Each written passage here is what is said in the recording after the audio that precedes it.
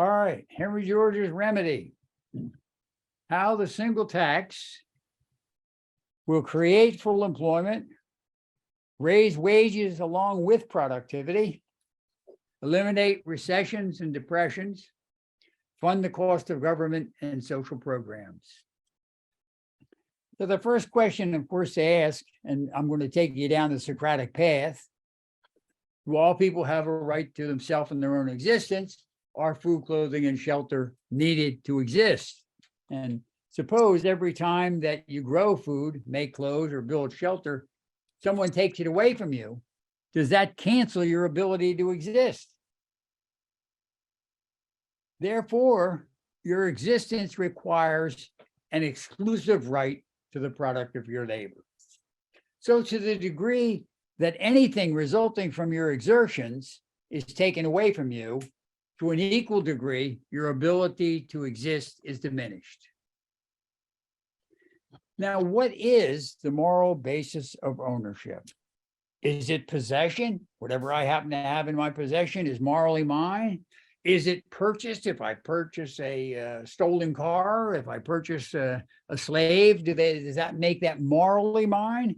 Is morality simply a legal question? And if it's assigned to me by a government, does that make it moral? When you work long and hard cooking dinner, do you have a moral right to decide who eats it? Or when you grow tomatoes in your backyard, do your neighbor's kids have a right to help themselves? So we would conclude that the product belongs to the producer, that whether it's buildings, seeds, machinery, inventory, or consumer wealth, production is what generates the moral right of ownership. Therefore, only the producer has the right to transfer the product of their labor to another person, just as whatever they might receive in exchange is transferred to them by the producer, no matter how many intermediate exchanges there may have been.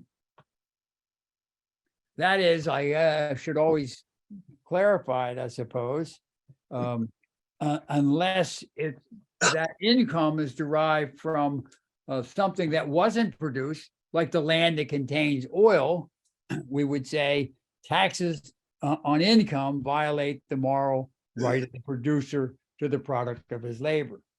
So all taxes that fall on production should be abolished. Now, suppose we did abolish all taxes on production, and once again, I summon God to come and bear all the expenses of government. Would the people, the workers, benefit? And the answer, of course, is no, because wages are determined by what you can produce where the land is free, and there is no free land. So wages tend to that bare minimum, and all the benefit of reduced taxes and God's generous contribution to government would be taken by the landowners. Now, changing the focus to the other side of the coin, can we exist without land? And that is to say that some people have a greater right to land is to say that some people have a greater right to life. So equality requires equal rights to the bounty of nature. It is on the land that we exist, and from it we produce our food, clothing, and shelter, automobiles, televisions, and toasters. George says, what is the essence of slavery? Forcing others to work and taking the results by force. And you might say, what is the difference between chattel slavery and wage slavery?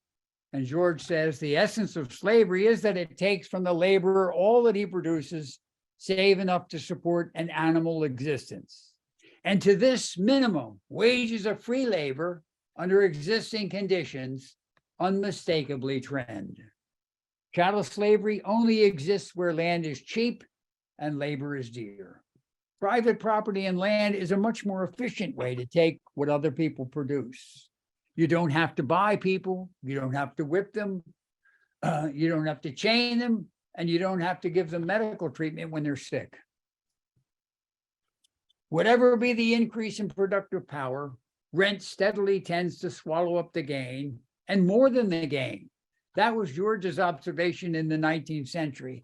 And of course, he saw that even though there was free land for much of the 19th century, still speculation would keep pushing it to the point where it really wouldn't support subsistence farming until inventions came along and innovations and so on. And that's was kind of how he saw the depressions, the periodic depressions, what do you call it? The recessions? Yeah, fixing themselves, whatever I'm trying to say, ending. Thank you very much. Thus, the condition of the masses in every civilized country is or is tending to become that of virtual slavery under forms of freedom. That applies to those with the least education and skill who are actually working. And it is ameliorated in today's reality by the minimum wage, 8-hour a day, the earned income tax credits, and many other things like public education. Now, why do the workers with special skill and knowledge get higher pay? They have no way to employ themselves either, but employers bid against each other to get their higher productivity. And they know that if they can get those workers in their employ, they'll produce more and their profits will be far greater. So in the end, why does land have a value? And the answer is because it gives an advantage. If you are, as a landowner, work the land yourself, it gives you an advantage over non-landowners. And it enables the owners of land are enabled to take part of what other people produce. And of course, that was exactly what George put forth as the reason land has value, because it enables its owners to take part of what other people produce. So there must be some justification for title to land. What would that be? Tradition? Say that again. Tradition? I guess the right answer is more like security. Oh, yeah, security. Well, I'm sure that would certainly be the answer, wouldn't it? Security to keep what you produce on the land is what George would say. Yes, security. I had to think for a second, but yes, because if you can't get title to land, you certainly couldn't put up a fence or lock the door. It's not your really, you don't own it. You don't have title to it, exclusive possession.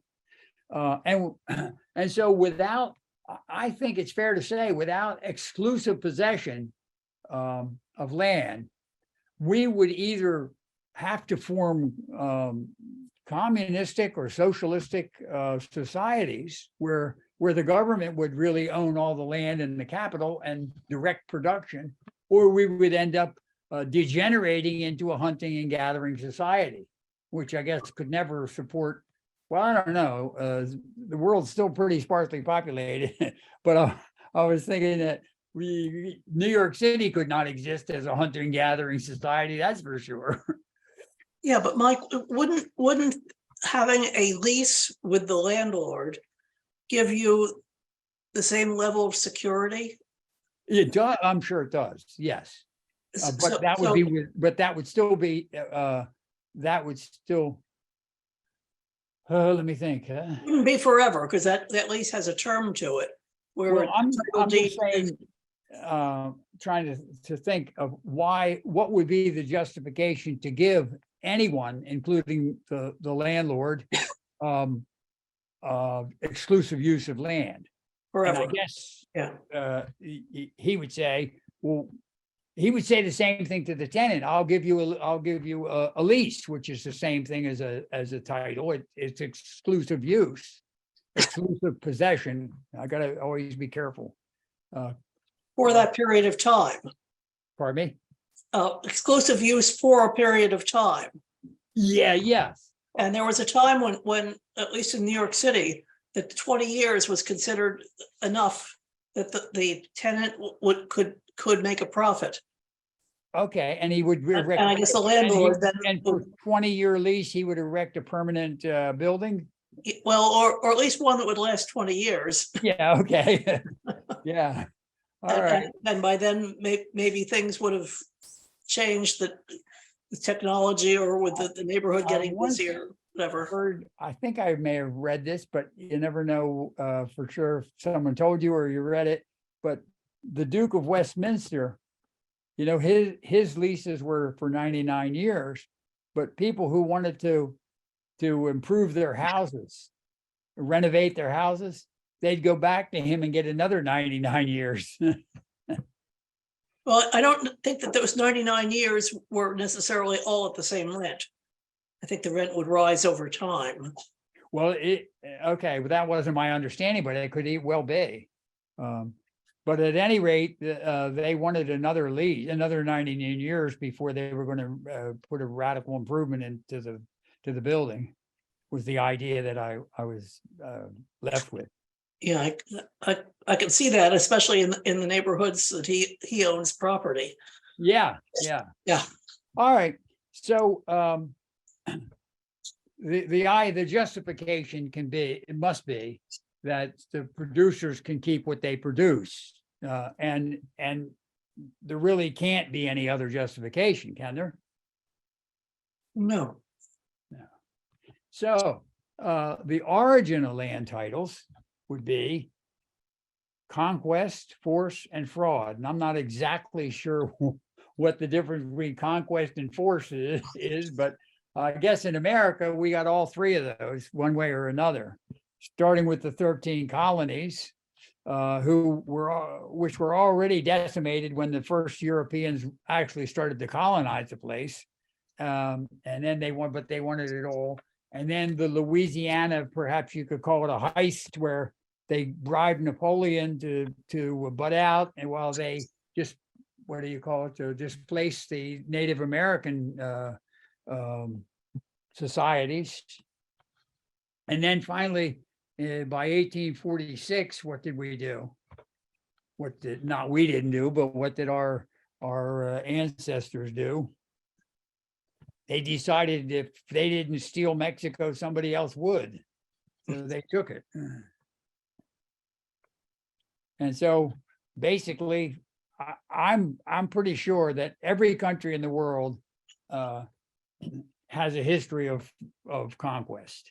And I'm sure there are lots of countries where at some point in history, they were found uninhabited and settled, but I doubt if in any instance, the present residents were the ones who found them. The present nationality is the one that found them found the land uninhabited. That's what I'm trying to say. Yeah. Does the rent result from anything the landowner has done? And here I think is a key to the whole thing. Does land have value without a government issued title? And I think if anybody would buy a parcel of land without getting a government issued title, they probably would be buying the Brooklyn Bridge next. You think that's a fair statement? Yeah. The rental value of land measures the potential results from a superior opportunity. Does everybody believe in equal opportunity? I'm pretty sure virtually everybody does, but they probably haven't thought about land as an opportunity, and yet you can't produce something out of nothing, so it clearly is an opportunity. So it's a common opportunity, a common asset. How can we grant undisturbed possession, yet satisfy all others equal right to the same piece of land?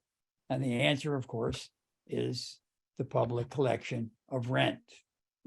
Make the title to land conditional upon the payment of its rental value, and that would ensure undisturbed possession and yet satisfy all others equal right to the same piece of land. Sort of like if you own stock in a company, the stockholders share the income of the company. And what was it called? The single tax. And I understand that Henry George was not the one that coined this phrase. It was Thomas Sherman or somebody. No, James McGuire, Oh, James McGuire. Okay, I believe, yeah. that's good. But Henry George, in Progress and Poverty, there were like 3 instances where he basically said one tax or a single tax, but it wasn't like he put it in caps. Oh, I see. Yeah. It's just It's sort of sort in of the like course of the sentence. the physiocrats called it the imposition one, Oh, right? unique, the yeah, tax one. yeah. All right. So what That I, was about 1887 that came into usage. okay, so when he wrote Progress and Poverty, he had not, the Not the phrase capitalized had not it, been no. coined yet. Yeah, Okay. it wasn't his idea. He let it be, but I don't think he was enthused. Well, and even though Madison Avenue would have liked it, it's not exactly what he had in mind, was it? Yeah. What I therefore propose as the simple yet sovereign remedy, which will raise wages, increase the earnings of capital, extirpate pauperism, abolish poverty, give remunerative employment to whoever wishes it, afford free scope to human powers, lessen crime, elevate morals and taste and intelligence, purify government and carry civilization to yet nobler heights, is to appropriate rent by taxation. In this way, the state may become the universal landlord without calling herself so and without assuming a single new function. In form, the ownership of land would remain as now. No owner of land need be dispossessed, and no restriction need be placed upon the amount of land anyone could hold. For rent being taken by the state in taxes, land, no matter in whose name it stood or in what parcels it was held, would be really common property. And every member of the community would participate in the advantages of its ownership. So what George says is, before we ask, will it work? Is it practical? We should ask, is it just? Is collecting the rental value of land for public purpose just? And when you think about it, the rent of land is determined by the excess of its produce over that which the same application of labor and capital can secure from the most productive land that is free. It is largely a socially created value that measures the synergy that is created by the conscious and subconscious cooperation of the community. Therefore, it belongs to the community. Would anyone pay the rent and then not use the land? All valuable land would be used, and land speculation would stop. No one would pay the rent and then not use the land. All underused land would be put to its full use. Surface parking lots in Midtown Manhattan would support high-rise buildings with thousands of jobs or units of housing. And what I imagine on every rooftop would be a yard, a garden, or a park. Cars would be in the basement and a green park on the roof, with offices and apartments on the floors in between. Even in the most densely populated areas, I envision a checkerboard so that the density of high-rise buildings would simply not create a blind spot, and people could look in the oblique and have plenty of view. As much as it is, so much of the land is held as an investment, unused or significantly underused, that there's no free land opportunity. Without the incentive to own land as an appreciating asset, there would be free land within a few miles of economic activity. And workers and capital would go to the better land, and greater divisions of labor and economies of scale would evolve. Economy in transportation and the infrastructure, economy in the cost of public services, full employment, all equal far more productivity, far more being produced. It is easy to imagine that the free land would be overwhelmed by settlers, but all the superior land would have to pay the potential land rent, and in order to do so, they would have to get people to work for them. So I think it's logical to expect that very few people would actually choose to live at the margin, where the land is free. Nonetheless, it will ensure the highest possible rates of wages and interest because it presents an alternative. Now, the darkest green areas in this map of the United States are probably not very arable or very habitable. The red dots are where most of the people live. Now, let's just suppose that we doubled the population in urban and suburban areas. Clearly, it would be insignificant in terms of land area, but it would more fully utilize the infrastructure and increase the results of labor and capital. If cities and suburbs doubled in population, is there any possibility that some potentially productive land would not be free? No, Thank you. I appreciate that. you need a trolley to get to it, but Yeah, yeah. the free land margin would be reestablished. There were one of the students in the Tuesday night class found one of Schockenbach's little 5-minute videos where they go to Austin, Texas, and a couple other cities, and they show how much land in those cities is sitting idle, used for parking cars or just sitting idle completely.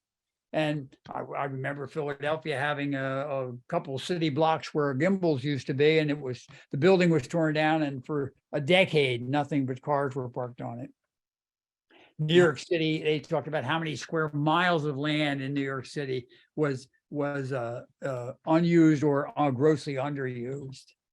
And so keeping in mind that much more land is underused than unused. Collect for public revenue the rental value of all privately held land and raise wages by creating an alternative. Here's my model with the land held for speculation and wages down to that bare minimum below which productivity would fall. And then we tax the land, and all the land that's held for speculation is put onto the market and fully used. And so without speculation, this is what would result: free land where wages and interest have grossly increased. And as government gets the socially created rent to fund the infrastructure, public service, and social programs. And I've just taken a little liberty to divide wages and interest in of 16 into 13 for wages and 3 for interest. Now, supposing under these circumstances that we doubled productivity again, computers and robotics and all the different technology that comes along, better educated citizenry, and productivity doubles again. But at the same time, because more land is needed, the frontier extends one more block. So the best land would yield 72, and the free land opportunity would be extended to the next best quality of land. Wages and interest taken together would be 24. So wages and interest are going up. And if I divided it again, we see they're both wages and interest going up, and the rent goes from 20 to 48 on the best land. So in the words of George, it can now fund all the increasing needs of social growth. Everybody benefits as individuals with higher wages and higher interest, whether it's money in a savings account or it's any individual investment or workers investing in the stock market. And everybody would benefit as denizens. I'm trying to get away from the word citizen, so I'm not discriminating against somebody who doesn't have citizenship. So denizens or residents would benefit with social programs. The rent could pay for the present budget, including Social Security, national health care, medical research, developing better energy, and when we get everything else paid for, a cash dividend. And this cash dividend would then become a leveler without any disincentives to work and produce. And it would not be taken up by the landowners as it would be today, because everybody would have an alternative free land opportunity. And so it can't diminish the free land opportunity. So it would raise the income of everyone by the exact same amount as the dividend. Socialize businesses in which there cannot reasonably be competition, which would be the roads and the railroad tracks. The trains could continue to compete the way trucks compete, but the railroad tracks are a natural monopoly. The wires and the pipes that run along the streets and the railroads would be a natural monopoly. There cannot reasonably be competition. You can't have 15 cable companies or unlimited number of cable companies competing with the wires going down the side of the street. And abolish all government granted monopolies. So the first thing that somebody's going to say is, what about patents? Well, maybe we would need some kind of other incentive like bounties to stimulate invention. But obviously, when the government pays for research, as it did for the COVID research, the government needs to own it and not grant any exclusive use of these formulas. When the government owns the formula, they could let every company that is capable of producing it safely and by the book go ahead and compete for producing, but not give anybody an exclusive right to it. And the same would be for all prescription drugs. The government might want to invest in new medicines for the good of the people, but not give them to private enterprise. And pesticides, the government might want to invest in pesticides, and that by doing that, they could keep them safe.